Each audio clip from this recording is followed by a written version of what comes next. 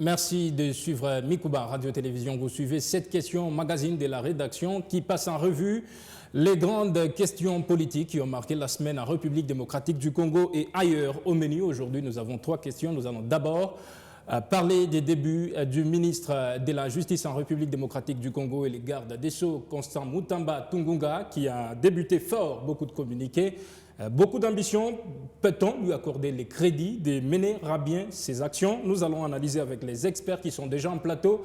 En deuxième partie, nous allons passer brièvement au peigne fin la question de l'opération contre la vente à la sauvette qui a été lancée par la mairie de Kolosi, qui fait beaucoup de mécontents.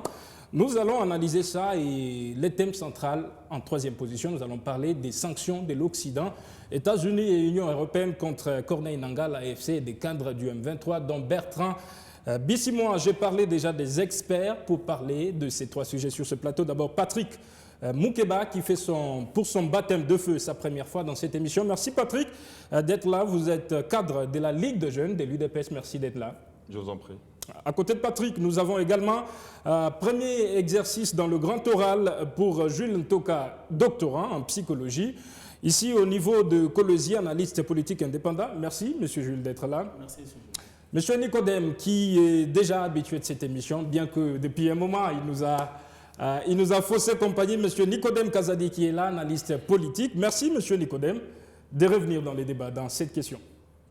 Merci vraiment, je suis très content, comme tu viens de dire, que je vous ai échappé. Non, je ne me suis pas échappé. Il faut aussi parfois prendre une pause, oui. Effectivement, mais toutefois, je suis content oui. Aujourd'hui d'y être oui. Et je profite par votre micro pour que je puisse remercier mes lecteurs qui m'ont donné confiance à ce que j'étais même le 26e sur 124 candidats à la députation nationale. Oui. J'étais derrière Isabelle Kibassa. Merci. Ce n'est pas chose facile, merci. Sans moyens, oui. Mais j'ai fait ce que je pouvais faire. Merci. Merci pour mes lecteurs. Merci, monsieur Nicodème. Merci, monsieur Nicodème Kazadi, d'être là. Nous allons lancer ces débats d'abord par cette actualité. Les ministres de la Justice et garde de Sceaux, Constant Mutamba Tungunga, qui montre beaucoup d'ambition en début des actions de ce gouvernement. Lui qui a été même le président, a été un peu séduit par les actions de début de Constant Mutamba. La question est posée d'abord à Nicodème Kazadi, qui a pris la parole en dernier pour se présenter. Monsieur Nicodème, comment vous jugez toutes ces ambitions du ministre de la Justice en République démocratique du Congo, avec une justice décrite comme malade par le chef de l'État il y a quelques mois? Vous voyez, déjà, il y a un problème. Oui. Si le numéro 1 du pays, il accuse la justice d'être malade, et je ne sais pas qui est le docteur qui va soigner les gens qui sont malades, mais concernant le ministre, on est habitué chaque fois. Si on nomme quelqu'un à un poste politique, on fait des tapages pour ne rien faire. Or, soit vous pouvez travailler en silence. Maintenant, nous, en tant qu'observateurs, consommateurs de votre politique, c'est nous qui vont commencer maintenant à vous publiciter, oui. à vous jeter des fleurs. Mais ce que nous sommes en train de vivre, il y a, je crois, ils doivent arriver à 50 mesures déjà prises. Je crois qu'ils sont à moins de 100 jours. Bon, nous observons seulement. Est-ce que réellement ça va se réaliser ou pas? Un point d'interrogation. C'est comme la fameuse, moi je l'appelle fameuse audience où pour traduire Corneille Nangaa en justice. Moi je dis là c'est se moquer avec le peuple congolais. Là c'est se moquer avec le peuple congolais. Comment ça? Comment ça se moquer? Vous prenez quelqu'un, vous le traduisez en justice. Avec Nangaa, il n'envoyera jamais même un représentant, soi-disant un maître pour le défendre, même lui-même ne sera jamais présent. Il fallait d'abord l'arrêter et maintenant le juger et le mettre au vu de tout le monde. Merci. Or, merci. Nous avons des gens qui font des crimes plus que Nangaa. On va parler... Crimes économiques, s'il vous plaît. Oui. Pourquoi est-ce que ces gens là-bas ne sont pas traqués? Merci. Mais on est en train de traquer quelqu'un qui est à 2000 km de Kinshasa. Merci. Merci Nicodème pour votre entrée en matière. La parole est donnée à Patrick Moukeba, le président de la République, qui a été séduit par les débuts du ministre de la Justice, Constant Moutamba, il y a quand même de quoi être séduit quand on sait que la justice sous Rose Mutombo, on ne voyait pas beaucoup cette ministre-là. Constant, il s'est fait remarquer, il s'est fait entendre. Tout à fait. Je salue d'ailleurs le choix porté sur sa personne. Constant Moutamba, déjà, on peut vite comprendre que c'est un jeune intelligent, un jeune ambitieux, un jeune qui veut faire grand. D'autant plus que le chef de l'État lui-même a eu à reconnaître une fois que notre justice était malade. Oui. Alors, lorsque le chef lui-même, d'ailleurs, mon co-débatteur, je le comprends, dans sa peau d'opposant, il est toujours pessimiste. Hein. Ici, vous devez apprendre à saluer l'honnêteté du chef de l'État, qui a eu le courage de reconnaître que notre justice était malade. Alors, lorsque la justice est malade, qu'est-ce qu'il faut faire? Il faut trouver un remède. Et le remède va passer par des personnes capables, des personnes qui ont une vision, des personnes qui peuvent aider vraiment à redresser cette justice malade. Ce que l'excellence Constant Moutamba fait, que je salue d'ailleurs en passant, un jeune comme moi, ben, je ne peux que le soutenir. 36 ans, Constant Moutamba. Vous dites? 36 ans seulement. Trop jeune déjà. Oui. Moi, je pense nous devons aussi compter sur la jeunesse. Hein. Oui. Nous devons compter sur la jeunesse parce qu'il y a de la vigueur. Et il y a de la créativité. Regardez comment est-ce qu'il se donne depuis qu'il est là. On sent vraiment qu'il y a un ministre de la Justice qui existe dans ce pays, au travers différentes, je vais dire, initiatives qui viennent de lui. Quand même, il y a de quoi compter sur lui. Mais des initiatives qui risquent de rester sur papier. Quand on sait par exemple que dans le domaine des ASBL, oui. Des structures confessionnelles, par exemple, il dit qu'il faut, pour un espace de 500 mètres au carré, il faut à peu près une église, une seule structure. Est-ce qu'il ne risque pas de rencontrer beaucoup d'obstacles? Je pense bien que personne sur ce plateau ne va me contredire quant à ce que nous avons toujours fustigé par rapport à la façon dont les églises sont construites dans notre pays. Plus nous avons beaucoup d'églises sur des avenues, plus ça diminue même, je veux dire, la substance même église. Parfois, il y a ceux qui sont tentés de dire que c'est des commerçants qui construisent comme ça pour se faire de l'argent. Et cette mesure, pour moi, je crois qu'elle est la bienvenue. Ça pourra aussi aider quand même aux gens à être sérieux. Je ne trouve aucun mal en ça et je pense que ce n'est pas le moment pour juger M. Constant Moutamba. Le moment viendra. Laissons-le faire. Qu'on le laisse pondre tout ce qu'il a comme idée, stratégie et consort pour redresser la justice de notre pays. Merci Patrick. Jeune Toka, comment vous jugez les débuts chez le doctorat? Moi, je crois que le ministre Constant Moutamba, jeune comme nous autres, doit avoir des conseils des sages. C'est pourquoi vous allez vous rendre compte que parfois on refuse de donner de grandes responsabilités à la jeunesse. En son sein, il y a un peu d'agitation, laissez-moi le dire ainsi, parce qu'il y va trop vite, il risque de ne pas arriver. Parce que celui qui connaît la route ne se précipite pas. Il y va lentement et sûrement, il arrive à destination. Mais avec lui, je ne sais pas si c'est la jeunesse, il faudrait qu'il y ait vraiment un accompagnement, des gens qui peuvent lui dire ça, faites oui, ça ne faites pas, pour que nous ne puissions pas, pour paraphraser, avoir des ambitions démesurées inutilement qui ne peuvent aboutir à rien. Mais sinon, il est jeune, il est talentueux, il est ambitieux, il peut apporter quelque chose, mais il doit les conseils et il doit écouter les aînés parce que je pense qu'il y va à grande vitesse, chose qui peut n'est pas bien arrivé. Oui, Jules. Est-ce que parmi les obstacles que le ministre Moutamba peut rencontrer, il y a aussi les systèmes qui est déjà habitué au désordre? Est-ce qu'il risque de se perdre dans ces systèmes-là? Ce sont ces dinosaures-là qui risquent d'ailleurs de barricader sa route parce qu'il a montré à la fin du monde ce qu'il est. Il devait cacher sa face pour le faire un peu lentement et sagement. Maintenant qu'il le fait à la face de tout le monde, avec des initiatives tous les jours, et sa chance est là, les dinosaures risquent de barricader la route. Voilà. Oui. Merci à tout le monde pour votre commentaire sur cette première actualité. On va passer rapidement à la deuxième, dans la ville de Kolwezi. Kolwezi, chef-lieu du Lualaba, où la mairie a lancé une opération contre ce qu'on appelle communément le marché pirate. La vente à la sauvette, la mairie veut redorer l'image de la ville de Kolosi, notamment c'est ce commerce qui s'effectue sur les emprises de l'État. Cette opération qui est diversement appréciée. Il y a des gens qui pensent qu'il faut vraiment que la ville soit assainie, mais il y a des gens qui pensent que ça risque de provoquer notamment les chômages et une éventuelle insécurité.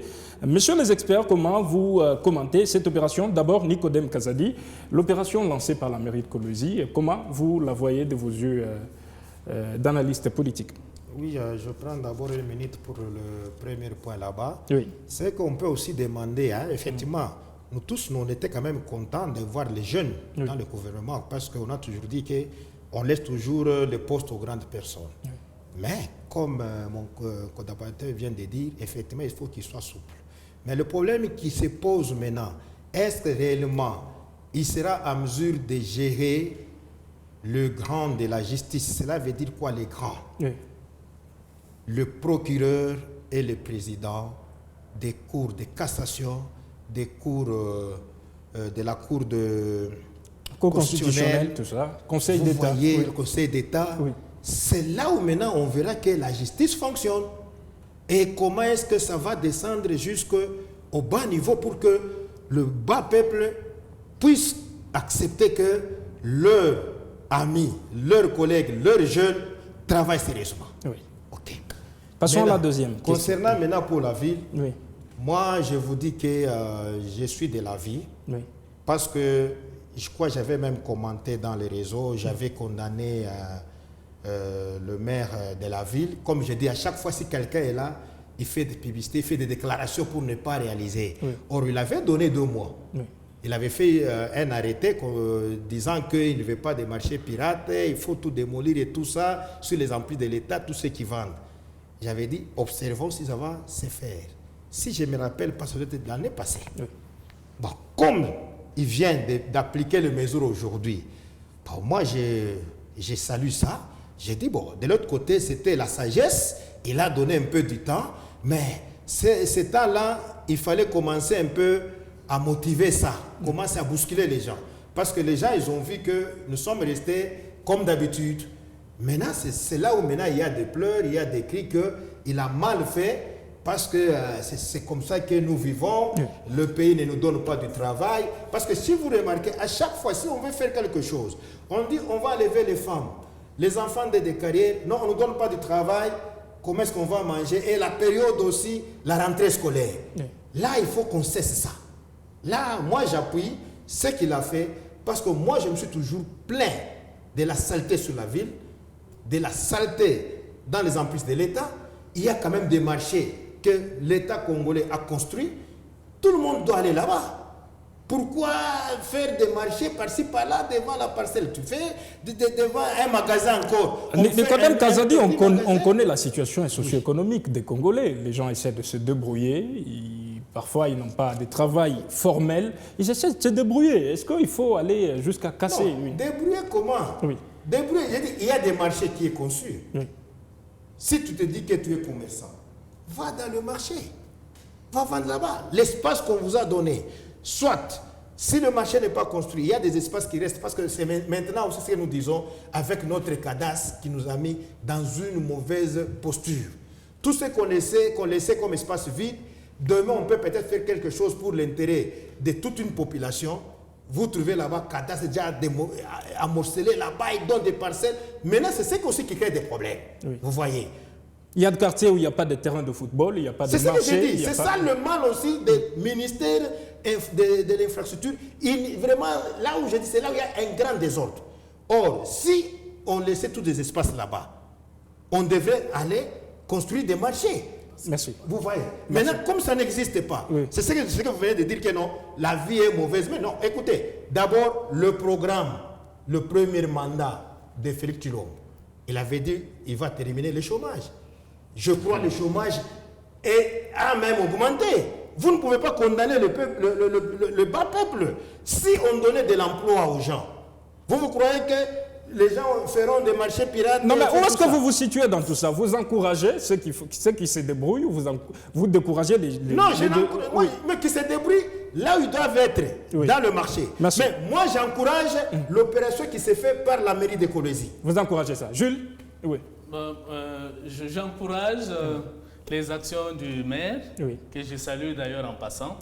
Mais je voudrais seulement signaler qu'on ne gère pas l'État ou les choses de l'État, la chose publique, en faisant les matu-vus. Mon co-débatteur venait de se contredire dans tout ce qu'il venait de dire ici.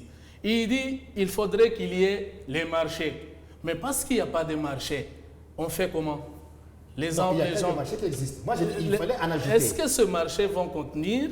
Parce qu'il n'y a pas. Nous parlons du présent, parce que les petits trucs des gens ont été cassés hier et avant-hier et ça continue. Nous parlons du présent. Parce qu'il n'y a pas de marché, faut-il que les enfants, les jeunes gens qui se débrouillent restent à la maison pour continuer le banditisme et autre chose? Non. Est-ce que monsieur le maire a étudié le temps, vous l'avez dit, le temps et les circonstances dans lesquelles nous vivons aujourd'hui, la crise économique qui se vit aujourd'hui?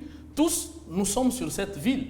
On doit savoir de quoi la population est en train de vivre. Ça, c'est créer encore des problèmes pour que l'on dise Tshisekedi, tel n'a rien fait. Parce que le banditisme, le vol, ne va que s'accroître.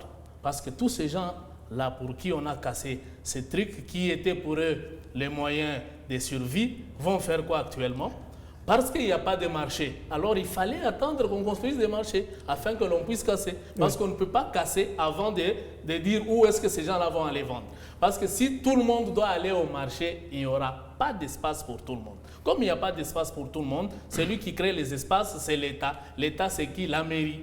Donc, on devait attendre. Merci, Jules. Qu'ils aillent d'abord au marché pour dire qu'il n'y a pas de la place. Oui, Patrick. Oui.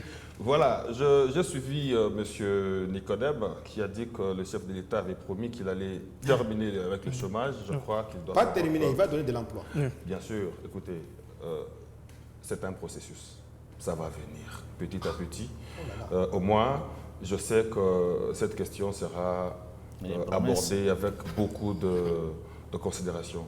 Mais par rapport à ce qui se passe, je ne sais pas si mes co-débattements, la population, disons, a déjà pris le temps d'évaluer les dangers que représente le fait de travailler dans l'emprise de l'État. Parce que c'est non loin de la route asphaltée. Imaginez-vous en cas d'accident et qu'il y a des morts. Vous allez dire, non, voilà, l'État est là, mais l'État a laissé les gens œuvrer à côté de la route, voyez-vous. Alors, moi, je pense ici que c'est une bonne mesure, question aussi de sécuriser, premièrement, ceux qui vendent sur l'emprise de l'État. À part ça, il y a aussi la question de salubrité qui s'ajoute.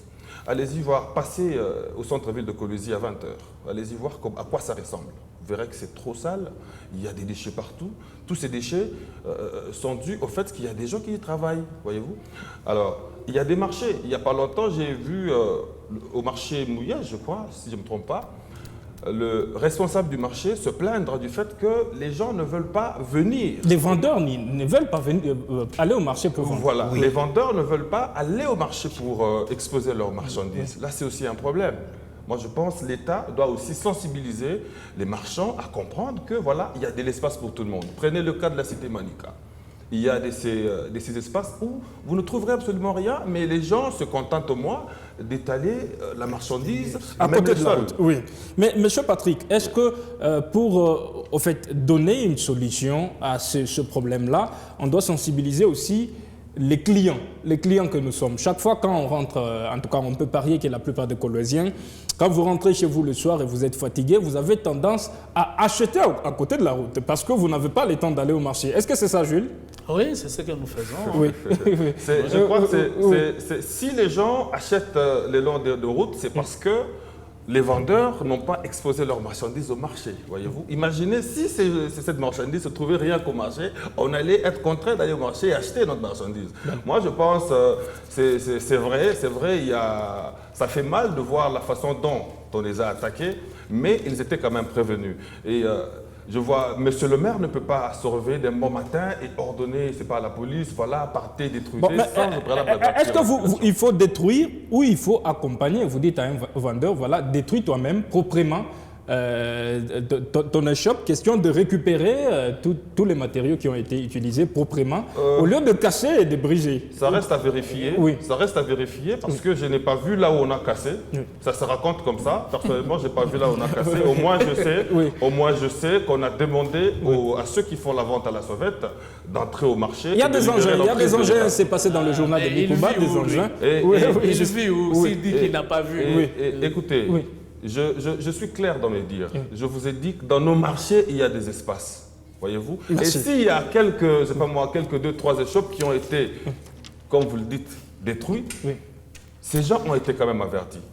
Jules, concluez rapidement avant qu'on passe. Moi, je crois qu'il venait de les dire. Les gens doivent être sensibilisés.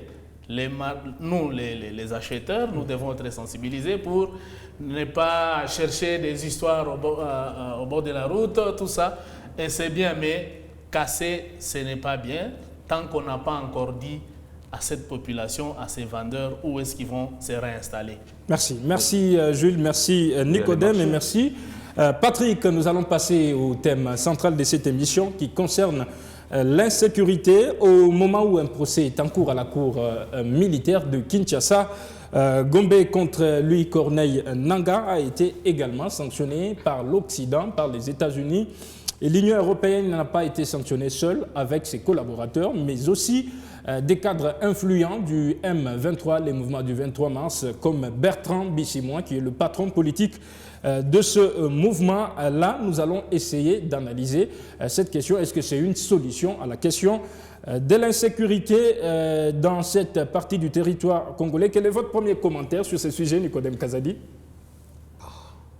Toutefois, on ne peut pas refuser de la sanction qu'on a donnée, c'est déjà fait. Oui.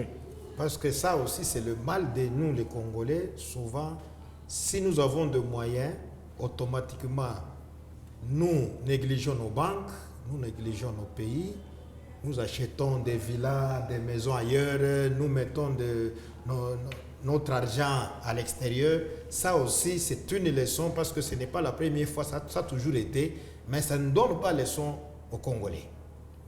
Bon, soi-disant parce qu'il y a la guerre Nangaa de l'autre côté, il faut les sanctionner, ceci, cela. Mais n'oubliez pas que les zones où Nangaa occupe, ce sont les zones d'exploitation. Ils sont en train d'exploiter les minéraux. Oui.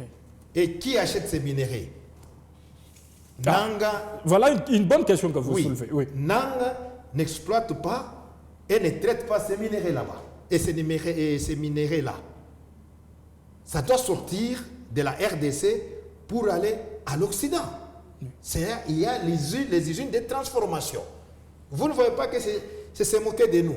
Parce que ces minéraux là-bas, ça ne peut pas aller comme ça sans pour autant lui donner quelque chose.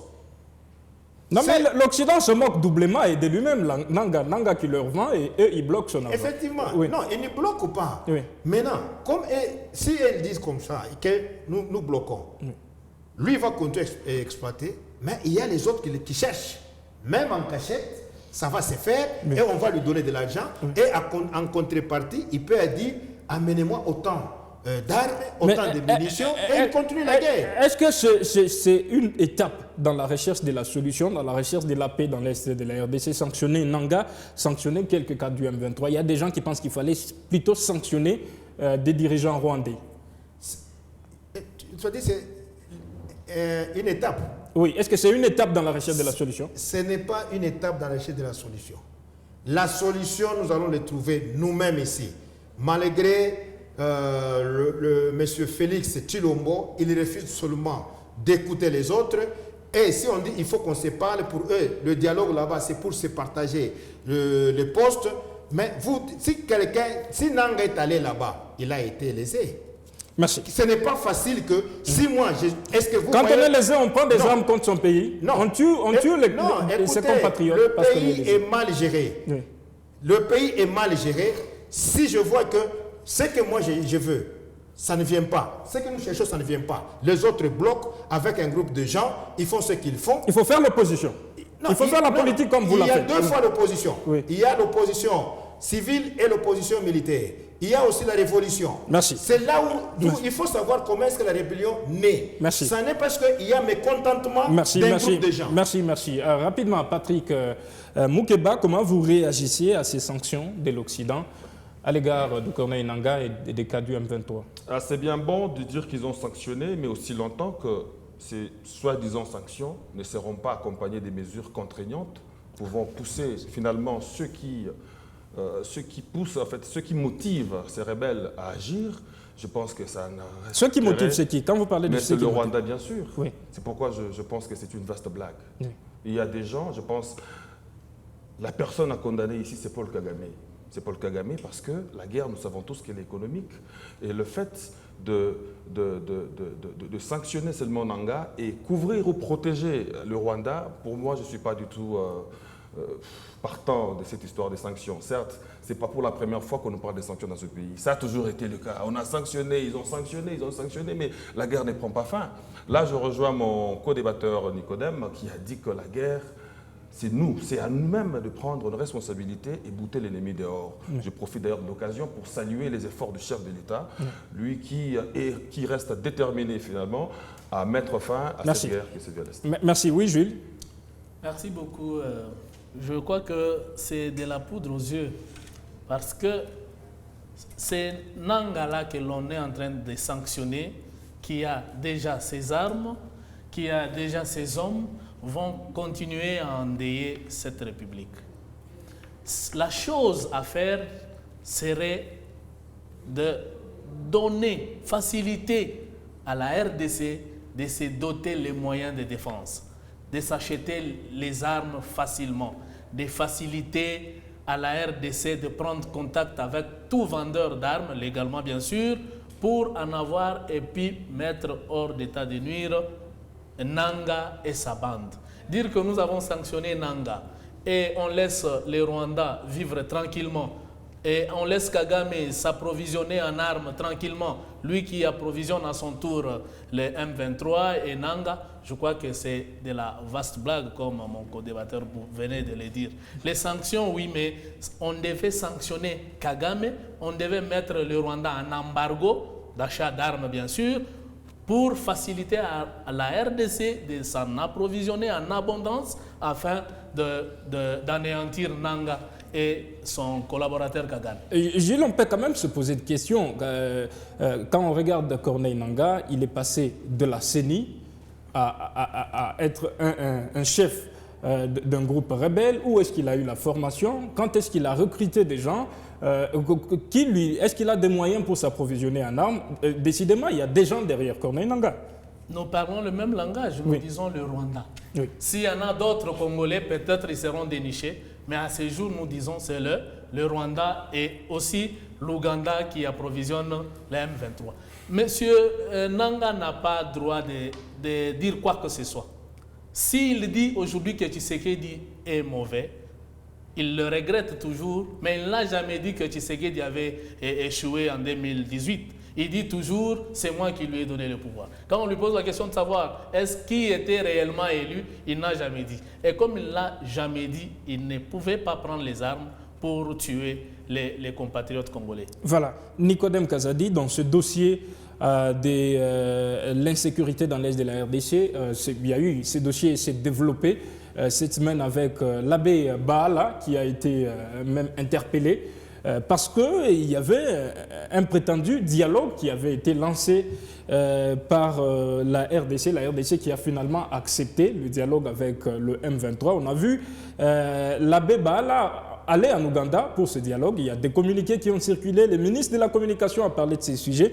Mais il y a des partis d'opposition comme Lamuka qui pensent que cela montre les tâtonnements, les hésitations de pouvoir de Félix Tshisekedi. Est-ce que vous êtes d'accord sur ce dossier du prétendu dialogue? Oui.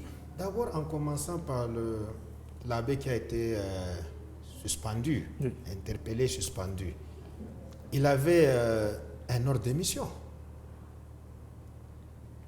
signé par l'État congolais.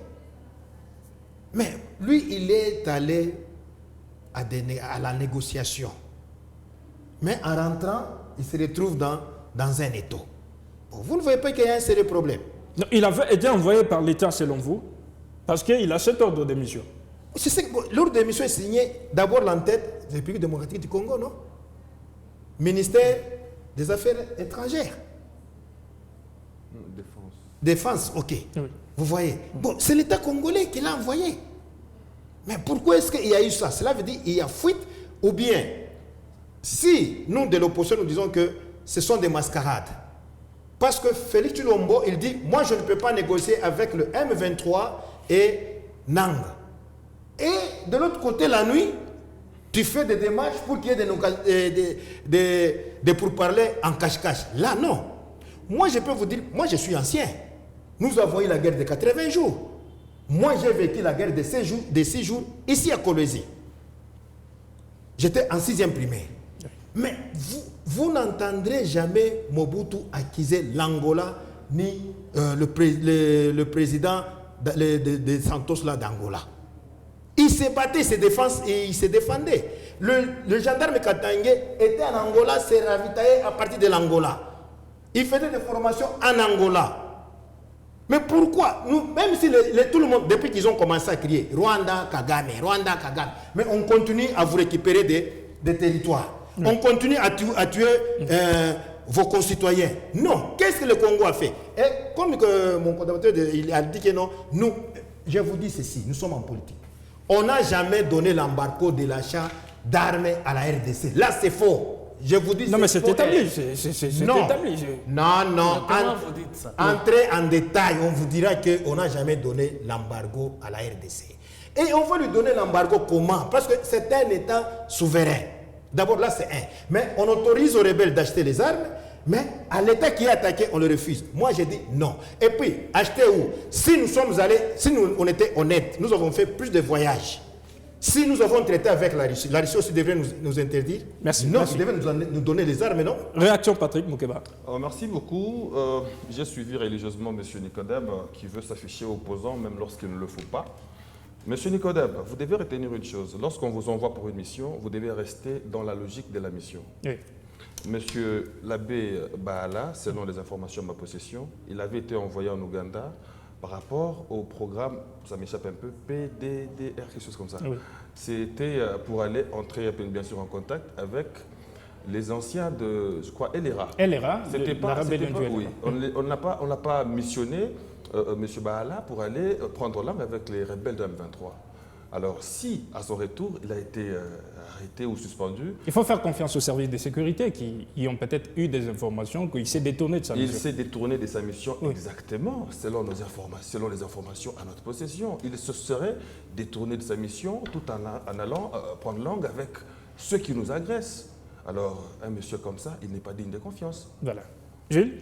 Monsieur l'abbé est un Jonas, oui, qu'on a envoyé à Ninive. Oui. Lui se dirige ailleurs. Oui. C'est ce qui lui est arrivé.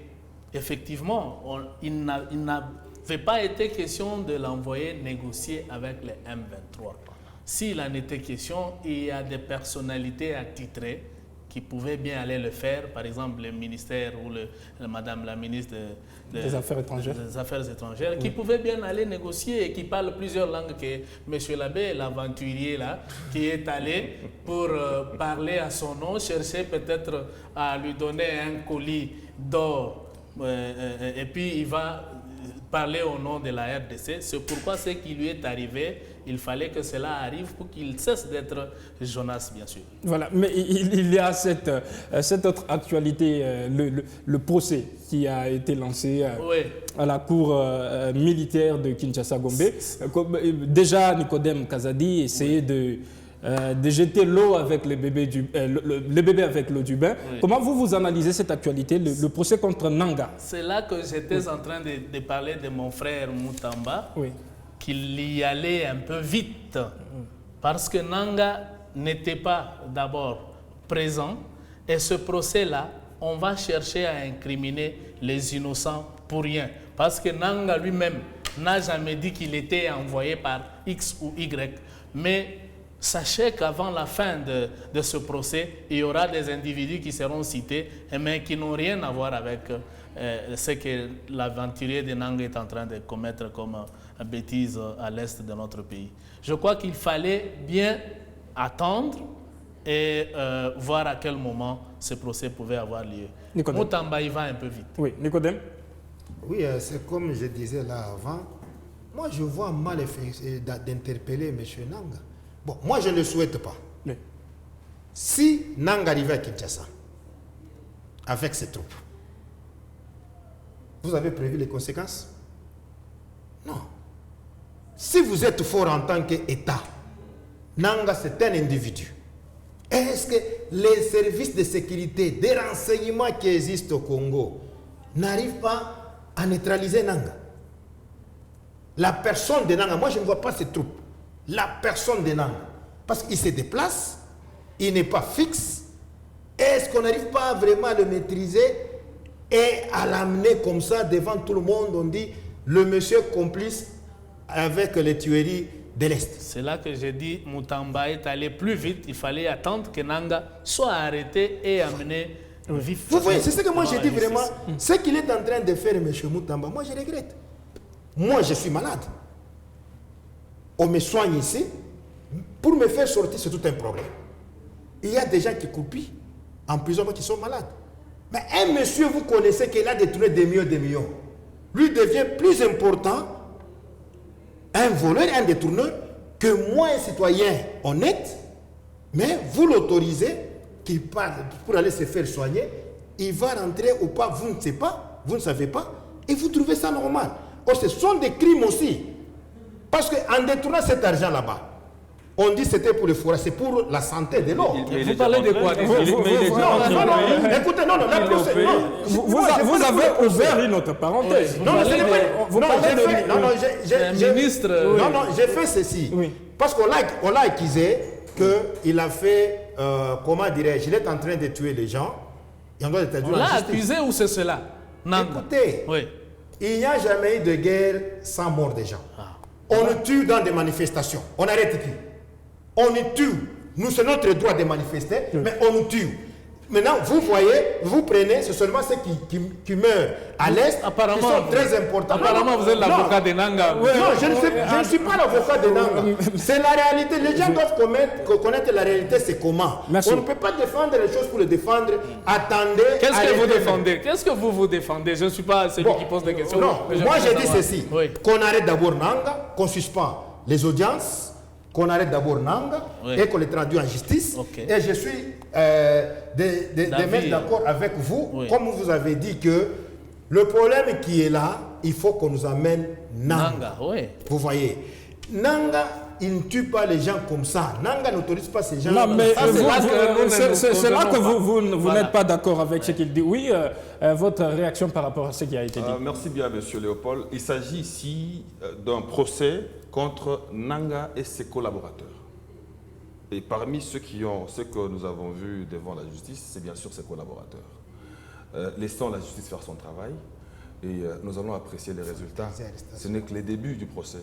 Je vois mal mon co-débatteur Nicodème vouloir tout voir le même jour.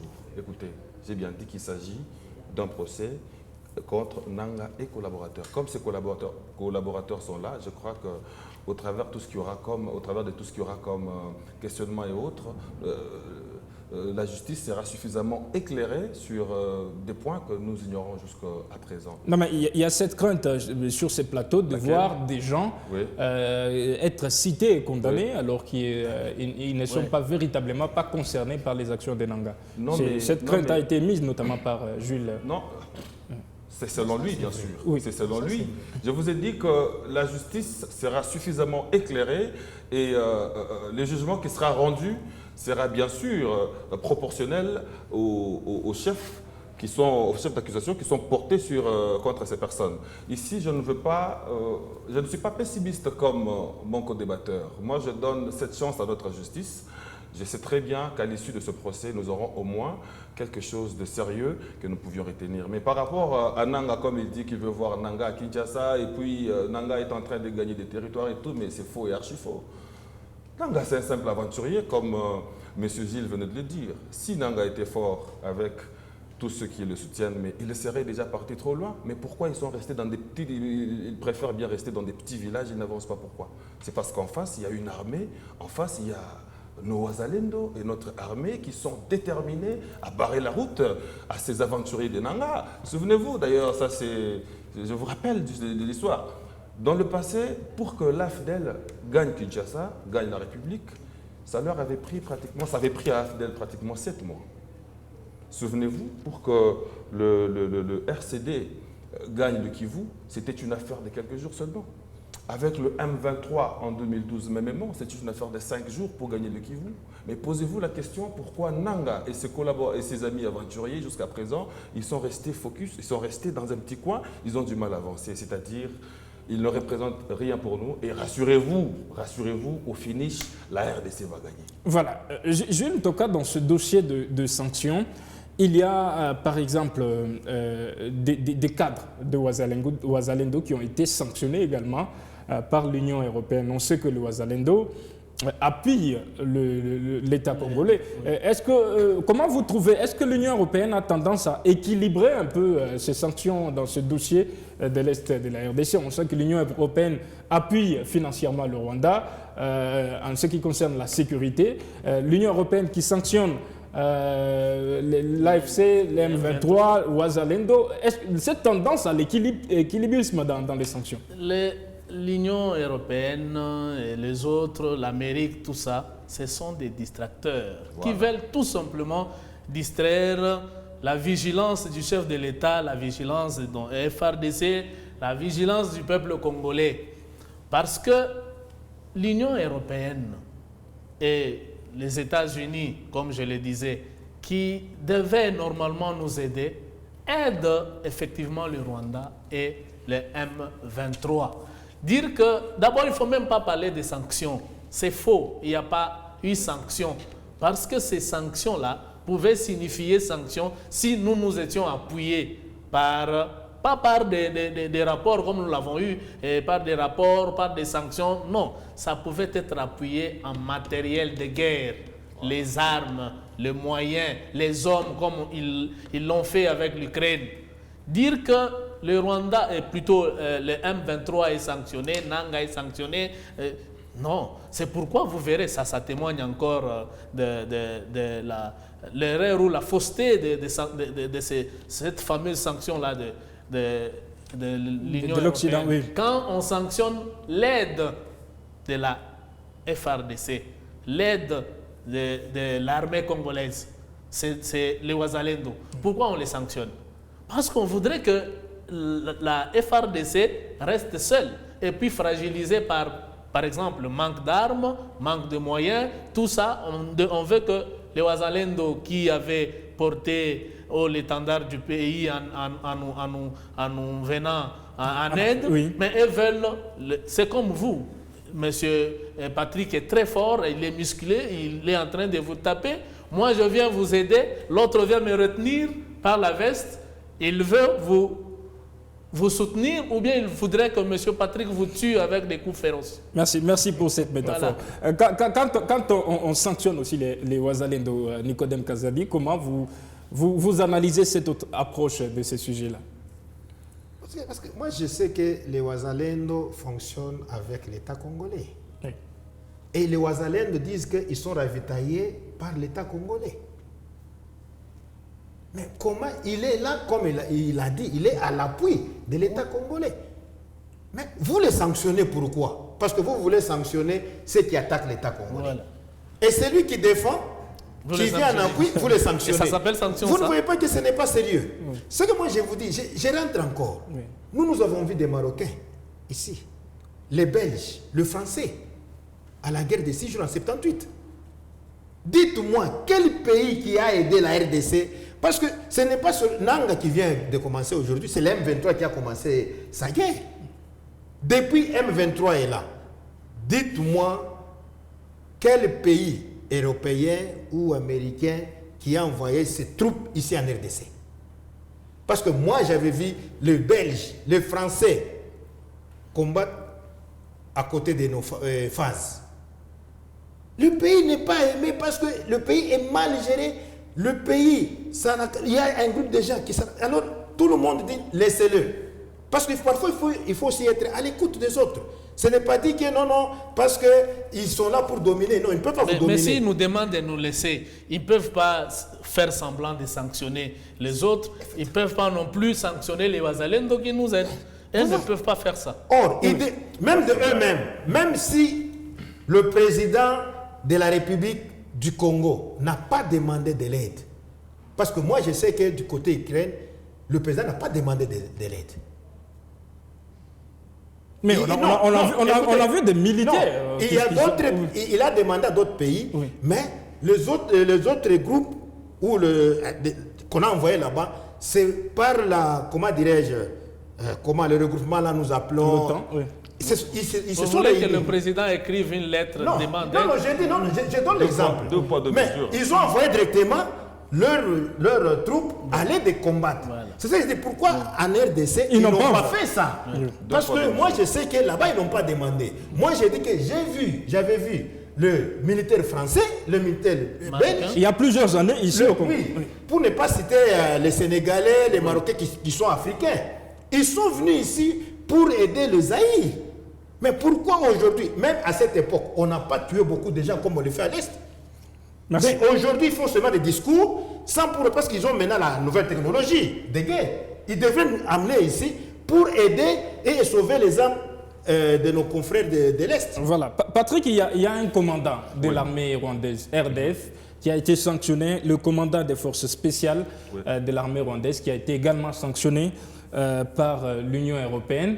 Il est quand même un officiel de l'armée rwandaise. Il a été sanctionné. Est-ce qu'il faut encore accuser le Rwanda? Parce que ça clarifie davantage la position du Rwanda dans cette insécurité. Le président rwandais ne s'en cache plus. Nous savons tous que c'est le Rwanda qui nous agresse. Oui. Et lorsqu'il y a des sanctions, je crois qu'elles doivent être orientées directement vers le Rwanda.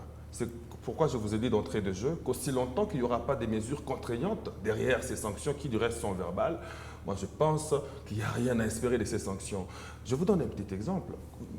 Imaginez aujourd'hui l'Union européenne suspend certaines relations ou certains avantages qu'elle donnerait au Rwanda.